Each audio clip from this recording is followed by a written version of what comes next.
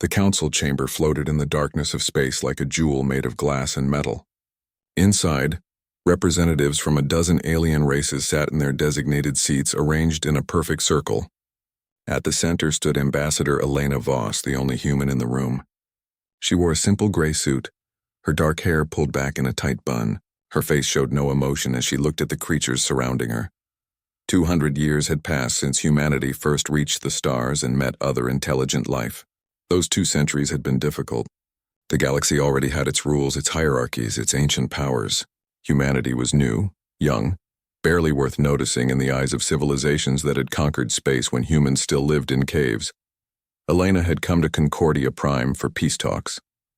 A conflict had erupted along the border between human colony worlds and territory claimed by the Kryn hegemony. The Kryn were warriors, tall reptilian creatures with scales like armor and eyes like burning coals. They said humans had violated ancient boundaries. They demanded the colonies be abandoned immediately. But Elena knew the truth. Human survey ships had found rare minerals on those worlds, elements needed for advanced technology. The Kryn wanted those resources. The boundary dispute was just an excuse. Ambassador Voss, said mediator Selvane, a member of the Velshara race. The Velshara looked almost like humans, but taller, with skin that shimmered like pearl and eyes without pupils. They considered themselves the most civilized race in the galaxy. You have presented your evidence. The council has reviewed it. Elena nodded slowly. She had shown them everything. Star charts proving human ships had surveyed the region first. Communications logs showing Kryn warships had fired without warning. Testimony from survivors of attacks on peaceful mining operations. All of it organized, documented, irrefutable. However, Selvane continued, his voice smooth as silk, the council finds your data collection methods primitive. The Kryn have provided historical records dating back 3,000 years. Their claim to this territory precedes your species' discovery of fire. A sound like grinding rocks came from across the chamber. High Commander Zakara rose from his seat. The Kryn warrior stood over 8 feet tall, his crimson scales catching the light. The matter is simple, he said, his voice a deep rumble. These humans are children playing with starships they barely understand. They stumble into territory that belongs to the hegemony and cry when we defend our borders. We surveyed uninhabited worlds, Elena said, keeping her voice calm. No Kryn presence existed in that region for at least 500 years. Under Galactic law was written by civilizations with history, interrupted a delegate from the Mordran Collective. The Mordran were beings of pure energy contained in crystalline bodies. Your species has been spacefaring for barely 2 centuries. You cannot expect to receive the same considerations as races with millennial legacies. Elena felt a familiar weight settle on her shoulders.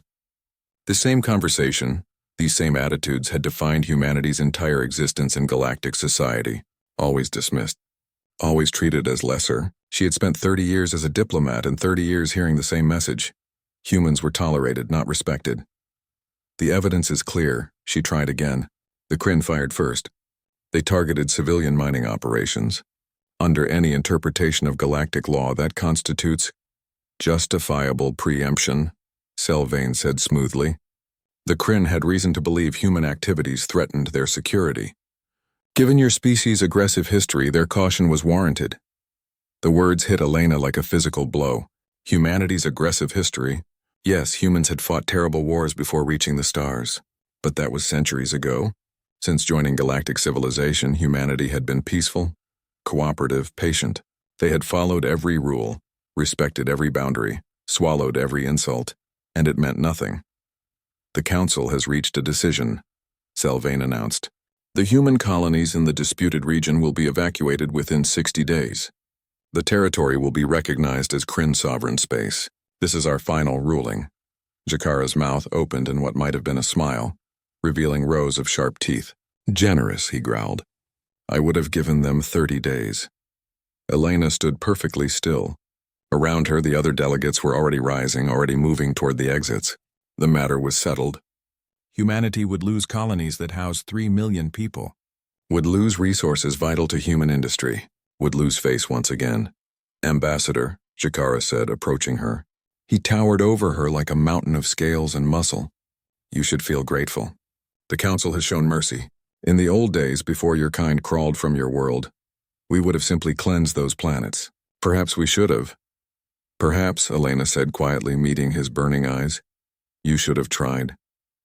Something flickered in Jakara's expression. Surprise, maybe. Or amusement. Ah, the human has spirit. How charming. Tell me, Ambassador, do you know why your kind will never truly matter in galactic affairs? Helena said nothing. Because you have grown soft, Jakara continued. 2 centuries of peace and prosperity. You have forgotten what you were. You have forgotten how to fight, how to kill, how to take what you need. You play at civilization now, but you lack the strength to defend it. He leaned closer. We remember what we are. That is why we rule. And you obey. The chamber had emptied except for them and a few lingering delegates. Elena felt something cold settle in her chest. Not fear, something else. Something she had not felt in a very long time. High Commander, she said softly, you have no idea what we are. Jakara laughed, a sound like boulders colliding. Then enlighten me, little human. Elena straightened her jacket. I request 24 hours to consult with my government before providing humanity's formal response to the Council's decision. Granted, Selvane called from across the chamber. Though we all know what your answer will be, humans always comply in the end. Elena turned and walked toward the exit. Behind her, she heard Jakara laugh again. The sound followed her down the corridor, echoing off metal walls. But Elena was not thinking about the Kryn warrior's mockery. She was thinking about a phrase from human history, words spoken long ago by someone facing impossible odds. You have no idea what you've done. The galaxy was about to learn what humanity truly was, and Elena suspected they would regret asking. The message reached Earth in seconds, carried by quantum communications across impossible distances. In Geneva, in the Great Hall where the unified Earth government met, alarms began to sound. Representatives from every nation, every continent, every corner of humanity gathered within the hour. Elena's report appeared on screens throughout the chamber. Her face showed no emotion as she detailed the Council's decision, the Kryn's threats, the galaxy's contempt. When the recording ended, silence filled the hall like water filling a grave. Secretary General Marcus Chen stood at the podium. He was an old man, his hair white as snow, his face marked by years of carrying humanity's hopes. The Council has spoken, he said quietly. We have 24 hours to respond. The floor is open for discussion. We have no choice, said the delegate from Europa Colony. We cannot fight the entire galaxy. We must evacuate the colonies and accept the Council's decision. Accept? The delegate from Mars stood abruptly. Accept that our people mean nothing? That our rights can be discarded on the whim of aliens who see us as children? Better alive and disrespected than dead and noble, the Europa delegate shot back. We have 3 million people in those colonies. Would you sacrifice them for pride? It is not about pride, said another voice. Admiral James Cortez rose slowly from his seat in the military section. He wore the uniform of the Unified Defense Force, dark blue with silver stars on the shoulders. He was a big man, broad-shouldered with gray hair cut short and eyes like winter ice. It is about survival. Today they take these colonies. Tomorrow they take others. Where does it end? When do we stop retreating? What choice do we have? Chen asked. The Kryn hegemony alone has a fleet 10 times the size of ours. The Council represents dozens of civilizations. We cannot win a military confrontation. With respect, Secretary General, Cortez said, you are wrong. A murmur ran through the assembly. Cortez touched a control on his wrist, and new images appeared on the screens. Shipyards, construction facilities, vessels unlike any the galaxy had seen, sleek and deadly, lined up in orbital docks. For 50 years, Cortez said, his voice carrying to every corner of the hall. The Defense Force has been preparing for this day. We hoped it would never come. We prayed for peace, but we are not fools. We watched, we learned, and we built. Those ships, Chen whispered, staring at the images. They violate a dozen galactic treaties. The weapon systems alone, we never signed those treaties, Cortez interrupted. We were never asked to sign them. We were simply expected to obey.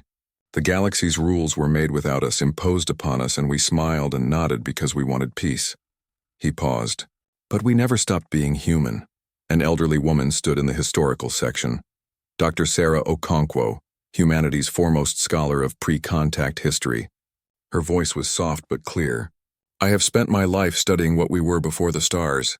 I have read accounts of every war, every conflict, every moment of darkness in human history. Do you know what I learned?" The assembly waited. "We are survivors," she continued. "Every person alive today is descended from people who survived plagues, wars, famines, catastrophes. We come from stock that refused to die, that adapted, that fought when fighting was needed, and cooperated when cooperation was possible.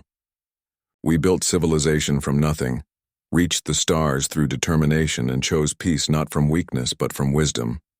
She looked at the faces around her. "We chose to be better than we were. The galaxy has mistaken that choice for inability."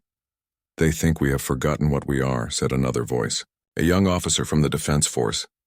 "They think 200 years of peace has made us soft." "Have they?" Chen asked. "We have not fought a war in 2 centuries. Our children grow up learning cooperation, not combat. Our culture celebrates peace. Can we simply remember how to be warriors?" Cortez smiled, and it was not a pleasant expression. "Mr. Secretary General, we never forgot. We just stopped practicing in public." He brought up more images. Training facilities, simulation centers, records of drills and exercises conducted in secret, far from galactic observers. Every ship captain has studied human military history. Every Marine has trained in tactics the galaxy has never seen. Every engineer has designed weapons based on principles the Council banned because they are too effective. "You planned for war," Chen said slowly. "While we pursued peace, you prepared for war." "I prepared for survival," Cortez corrected. "There is a difference. I hoped we would never need any of this. I prayed the galaxy would accept us as equals. But hope is not a strategy, and prayer is not a defense." The assembly sat in stunned silence. On the screens, image after image revealed humanity's secret preparations. Ships that could jump in and out of faster-than-light travel in seconds, allowing them to strike and vanish. Weapons that fired projectiles at relativistic speeds, turning simple metal into planet killers. AI systems that could coordinate thousands of actions simultaneously, giving human forces tactical flexibility no other race possessed. "This is madness," someone said. "If we fight, we might win battles, but we will lose the war. The galaxy will unite against us." "The galaxy already united against us," Cortez said. "They just did it politely, with smiles and procedures. The Council's decision proves it. We have been tolerated, not accepted, used, not respected. The moment we became inconvenient, they sided with those who would destroy us." Chen closed his eyes. The weight of the decision pressed down on him like the mass of a planet. "If we fight, thousands will die. Maybe millions. If we surrender," Cortez replied, "billions will die eventually. Just slowly, colony by colony, concession by concession, until humanity is scattered and broken across the stars." "Is there no middle path?" Chen asked. "No way to show strength without resorting to war." "There is one path," said Dr. Okonkwo. "We show them what we are. Not what we were, not what we might become, but what we are right now. We demonstrate that peace was our choice, not our limitation. We prove that humanity chose civilization not because we could not fight, but because we chose not to." "And if they do not believe us?" Chen asked. "Then," Cortez said quietly, "we remind them why humans survived when so many other species did not. We remind them that we crawled up from a world that tried to kill us every day. That we built societies from the ashes of our own mistakes. That we reached the stars not because we were invited, but because we refused to stay ground-bound." He looked at each delegate in turn. "They think we are weak. Let us correct that misunderstanding." The vote was called. It took 3 hours. The debate raged back and forth, voices raised in fear and anger and desperate hope. But in the end, the decision was clear. Humanity would not surrender the colonies. Humanity would not accept the Council's ruling. Humanity would stand, and if necessary, humanity would fight. Chen's face was gray as he made the announcement. "May whatever gods exist forgive us," he whispered. "The gods," Cortez said, already moving toward the exit, "have never protected humanity. We protect ourselves." Orders went out across human space, traveling at light speed to every colony, every ship, every outpost. A simple code phrase, one that every captain and administrator had been told to watch for but never expected to hear. Protocol Fenrir. In orbit around Earth, around Mars, around the colonies scattered through the stars, shipyards came alive. Civilian vessels moved aside as military craft emerged from hidden docks. Ships that had never been officially acknowledged powered up their drives, their weapons, their war-ready systems. In the Kryn monitoring stations, sensors detected the activity. Reports went back to High Commander Zakara. He read them with amusement. The humans were preparing to fight. How adorable. How futile. He had no idea what was coming. None of them did. On Concordia Prime, Ambassador Elena Voss prepared to return to the council chamber. She dressed carefully, checking her appearance one final time.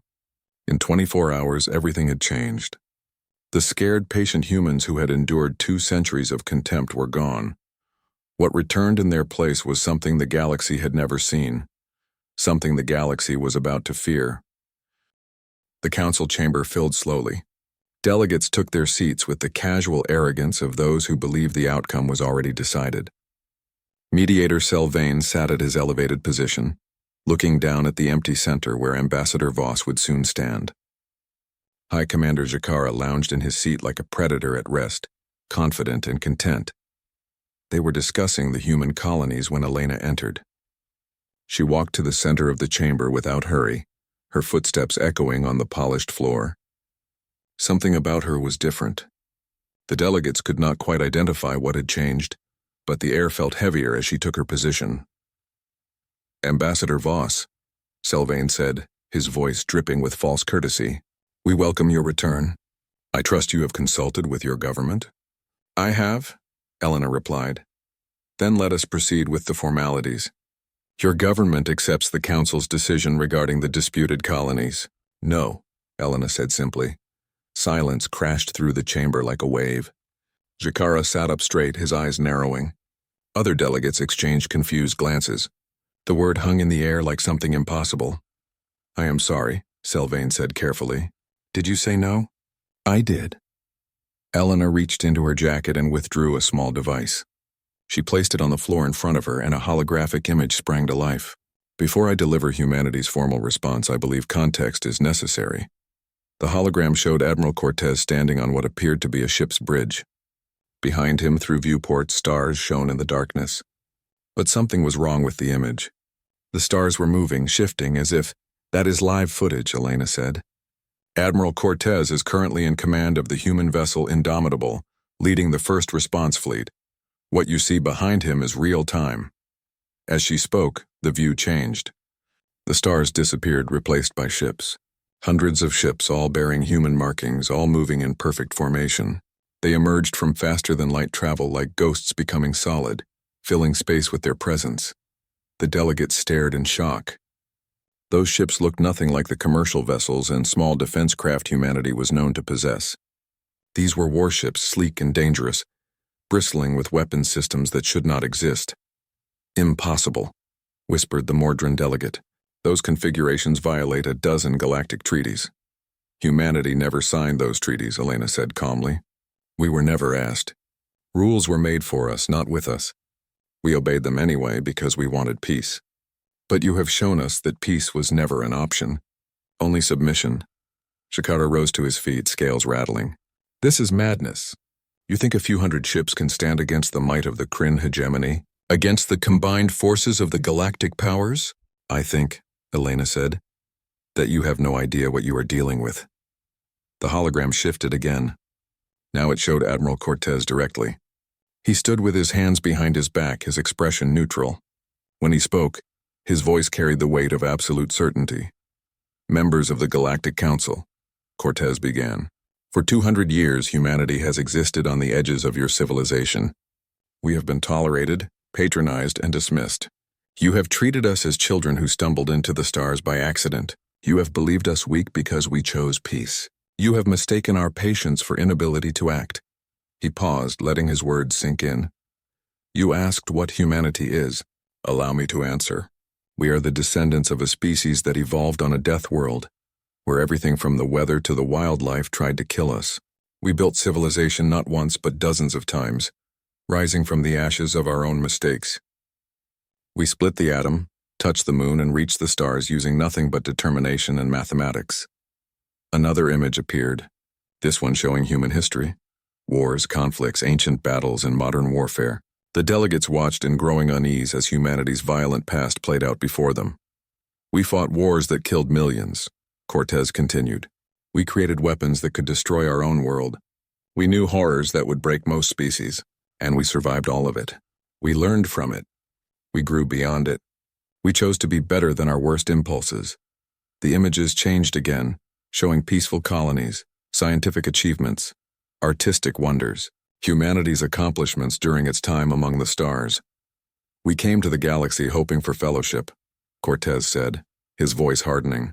We found you instead, arrogant, dismissive, content in your ancient hierarchies and comfortable with your power. You never saw us as potential equals. You saw us as resources to exploit or threats to contain. Sylvain tried to interrupt, but Elena raised a hand. The hologram continued. The Council's decision regarding the disputed colonies has clarified humanity's position. We now understand that we will never be accepted as equals through patience or cooperation. We will never earn respect through compliance. You have shown us that in your eyes we are and will always be lesser beings. Cortez's expression did not change, but his next words carried deadly intent. Very well. If we cannot have your respect, we will have your fear. If we cannot be your partners, we will be your example. You wanted to know what humanity is? Let me show you. The hologram shifted one final time. It showed a star map with human territory clearly marked. Then new markers appeared showing ship movements. Not just the fleet behind Cortez, but dozens of other fleets positioned at strategic points throughout the region. Human forces were everywhere, moving with purpose surrounding key galactic locations. These are humanity's terms, Elena said, her voice cutting through the shocked silence. All forces will immediately withdraw from human territory. The colonies will remain under human control. Reparations will be paid for this insult to humanity's sovereignty, and humanity will be granted full council membership with veto authority over all future decisions. Shakara's laugh boomed through the chamber. You think you can dictate terms to us? The Kryn hegemony will crush you. Your few hundred ships against our thousands? You will be scattered like dust. I hope you try, Elena said softly. We have been wondering if we have become too soft, too civilized, too far removed from what we were. A war with you would answer that question. This is unacceptable, Sylvain declared, his composure cracking. You cannot threaten the council. You cannot— I am not threatening, Elena interrupted. I am informing. Humanity has made its decision. We will not surrender. We will not retreat. We will not accept subjugation. You have 48 hours to respond to our terms. Or what? Demanded the Mordran delegate.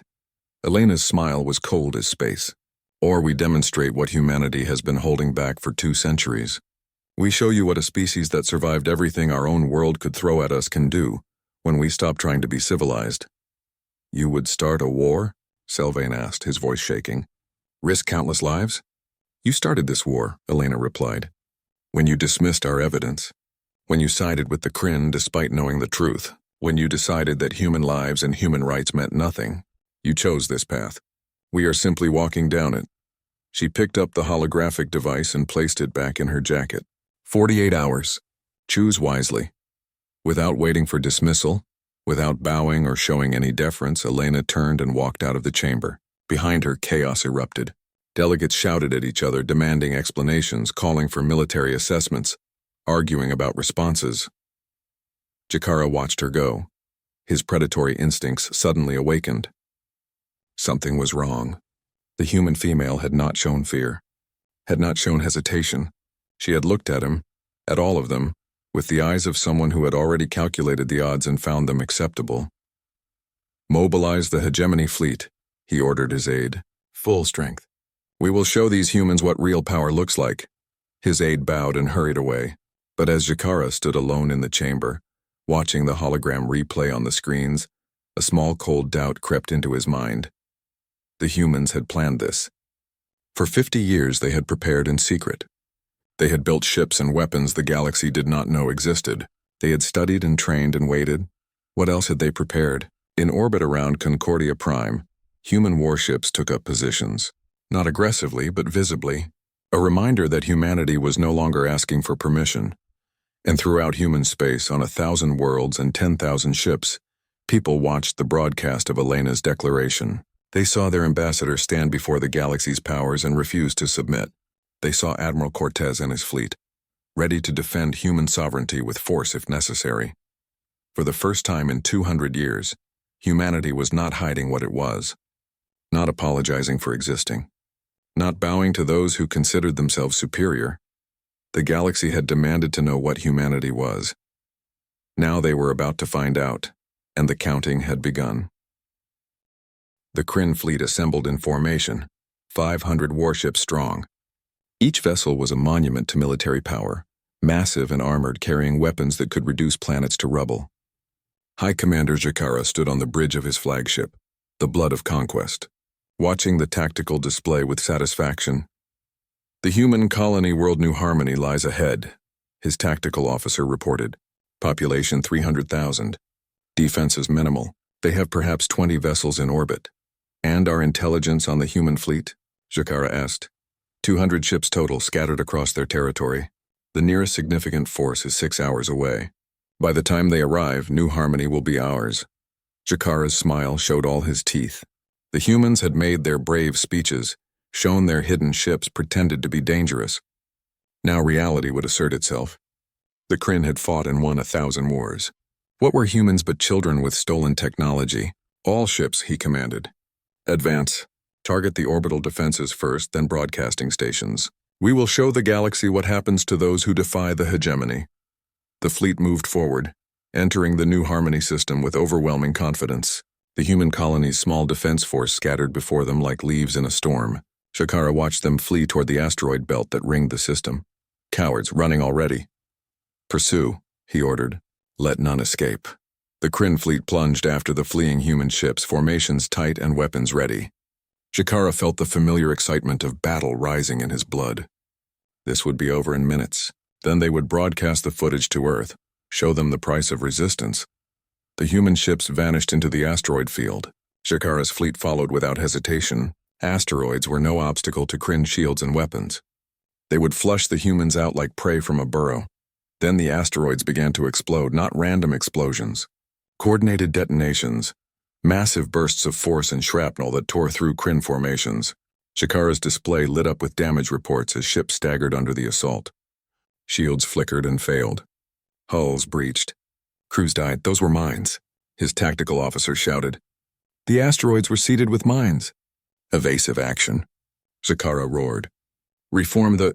Another wave of explosions cut him off. More ships damaged, more Kryn dead, and through the chaos the human vessels appeared again, no longer fleeing but attacking. They moved like nothing Jakara had ever seen, flickering in and out of faster-than-light speed, striking from impossible angles, coordinating their fire with machine precision. They have AI assistance, his tactical officer said, voice shaking. True artificial intelligence coordinating their entire fleet. That technology is banned. Since when have humans cared about bans? Jakara snarled. He tried to reorganize his forces, but the humans would not let him. Every time a Kryn ship moved to take position, human vessels appeared from nowhere, striking its engines or weapons systems with terrifying accuracy. They were not trying to destroy his fleet. They were systematically crippling it. A human voice came over the communications channel speaking clear Kryn dialect. Commander Jakara, this is Captain Maria Santos of the human defense vessel Retribution. You are outmatched. Surrender now and your crews will be treated according to galactic law. Jakara's rage threatened to choke him. Surrender to humans? Never. All ships concentrate fire on the enemy flagship. Bring her down. 36 Kryn warships turned their weapons on the Retribution, unleashing enough firepower to vaporize a small moon. The human ship vanished in a storm of energy and metal. For a moment, Jakara thought he had won. Then the Retribution reappeared unharmed, 3,000 kilometers from where it had been. It had jumped. Mid-battle, under fire, it had executed a faster-than-light micro-jump and emerged unscathed. Impossible, Jakara whispered. The calculations required, the precision needed. Admiral, his tactical officer said quietly. We have lost 90 ships. 140 more are critically damaged. The humans have lost 3. Out of 20 ships, they had lost 3. The greatest fleet the Kryn hegemony had assembled in a generation was being torn apart by a force a fraction of its size. How? Jakara demanded. How are they doing this? They fight differently, said a voice from behind him. His strategic advisor, an old warrior who had survived 30 campaigns. We fight with honor, With formations and protocols and centuries of tactical doctrine, they fight to win. Every tactic we use, they have studied. Every weakness we have, they exploit. They do not care about honor or glory. They care only about victory. As if to prove the point, human ships swept through the Kryn formation again. This time they used weapons Jakara had never seen. Railguns firing projectiles at relativistic speeds. Each shot carrying the kinetic energy of nuclear weapons. Quantum disruptors that scrambled Kryn sensors, leaving his ships blind and helpless. Swarm missiles that moved independently, each one making its own decisions, impossible to stop because they thought for themselves. All ships retreat, Shakara commanded. Fall back to Commander, his tactical officer interrupted. Human boarding craft have attached to our hull. They're cutting through. Boarding craft. The humans were not content to defeat his fleet from a distance. They wanted prisoners. They wanted to humiliate him personally. Chikara drew his weapon and moved toward the bridge entrance. Seal the bridge. Prepare for... The door exploded inward. Not cut open or hacked. Explosive charges had simply blown it off its hinges. Through the smoke came human soldiers in powered armor, weapons raised, moving with mechanical efficiency. Chikara raised his gun, and a human stunner hit him before he could fire. He fell to the deck, paralyzed but conscious. A human officer entered the bridge, a woman with dark skin and cold eyes. She looked down at Jakara with no expression at all. High Commander Jakara, you are now a prisoner of the Unified Defense Force. Your fleet has been defeated. Your crews will be treated according to the rules of war. You cannot win, Jakara managed to say through his paralysis. The hegemony has 100 more fleets. The galaxy will unite against you. They can try, the woman replied. She touched a control on her wrist and a holographic image appeared. Admiral Cortez standing on his bridge, surrounded by displays showing space battles across a dozen systems. Human ships everywhere, striking Kryn military installations with surgical precision, not civilian targets, not colonies. Only military bases, shipyards, command centers. This is humanity's answer to your invasion, Cortez's voice said through the hologram.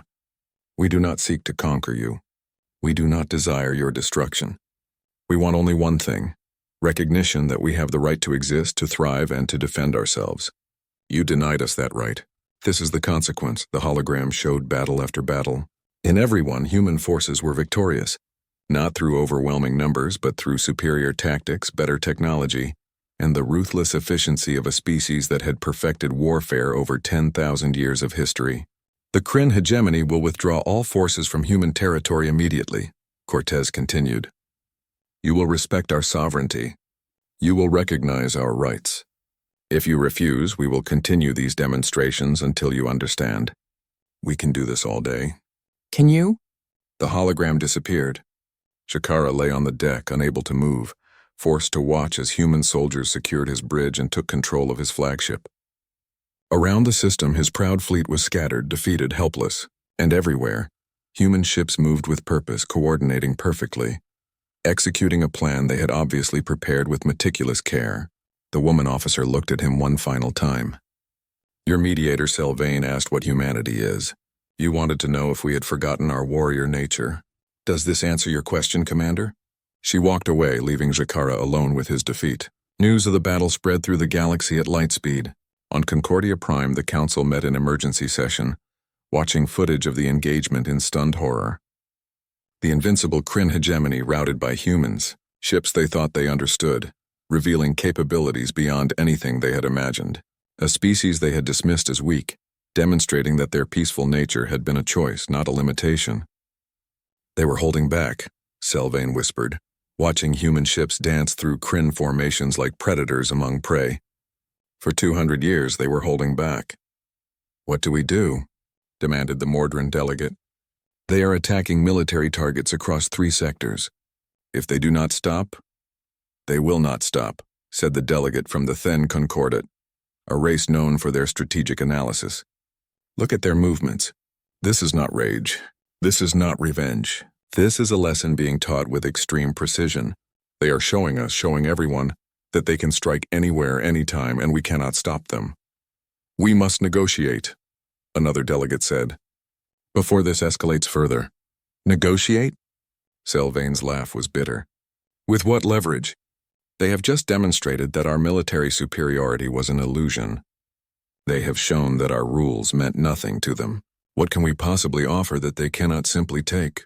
On Earth, in the command center deep beneath Geneva, Admiral Cortez watched the tactical displays with satisfaction. Everything was proceeding exactly as planned. The Kryn were beaten but not destroyed. The message was clear but not genocidal. The galaxy was frightened but not panicked. Perfect. "Sir," his communication officer said, "Ambassador Voss is returning to the council chamber. They have requested emergency negotiations." "Let them request," Cortez replied. "We dictate terms now, not them." In space above Concordia Prime, human warships maintained their positions, silent, watchful, no longer asking for permission to exist. The galaxy had demanded humanity show its true nature. Now the galaxy would learn to live with what they had awakened. The council chamber was different now. The delegates who had sat with arrogant confidence just days before now shifted nervously in their seats. The air felt heavy with fear and uncertainty. Human warships surrounded Concordia Prime like a steel reminder of how quickly everything had changed. Elena Voss walked to the center of the chamber with Admiral Cortez at her side. She was no longer the patient diplomat tolerating insults with quiet dignity. Her bearing was different, her presence commanding.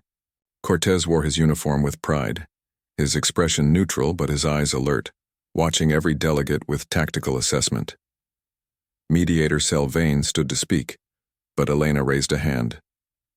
The gesture was simple, but it carried undeniable authority. Sylvain stopped mid-word.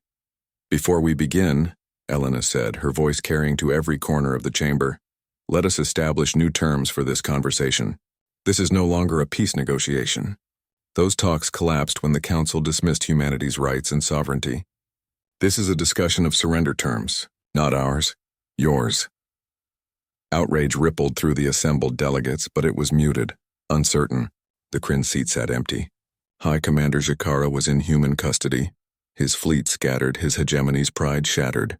The empty chair spoke louder than any protest. "You cannot expect us to surrender," Sylvain said, trying to maintain his composure. "The Council represents dozens of civilizations. We have resources and fleets far exceeding—" "Do you?" Cortez interrupted. He activated a holographic display that filled the chamber. Star maps appeared showing military installations across galactic space. One by one, markers turned red. Destroyed, disabled, captured. In the past 72 hours, humanity has struck 217 military targets belonging to 7 different council races. Not civilian centers, not colonies. Only military infrastructure, shipyards, command bases, weapon platforms. Each strike was surgical, precise, and completely successful. The delegates stared at the display in growing horror. The red markers spread across the map like blood through water. "The Kryn hegemony's main fleet is scattered and defeated," Cortez continued. "Their secondary forces have retreated to defensive positions around their core worlds. We could pursue them. We could finish what they started. But we choose not to. Do you know why?" No one answered. "Because humanity does not seek conquest," Elena said. "We never did. We wanted only to be treated as equals, to have our sovereignty respected, to live in peace among the stars. You denied us that, so we are taking it, not through asking, through demonstration." She walked slowly around the chamber, meeting the eyes of each delegate in turn. "For 200 years you saw us as children, as primitives who stumbled into space travel and needed guidance. You tolerated us but never respected us. You created rules for us but never asked our input. You assumed our peaceful nature meant we were incapable of violence. You were wrong," Cortez said flatly. "Humanity chose peace. We chose to be better than our history. But choice implies ability. We could have been conquerors. We could have arrived in your space and simply taken what we wanted. We had the capability. We always had the capability. We chose diplomacy instead." Elena stopped in front of Sylvain. "You mistook our choice for weakness. That was your first mistake.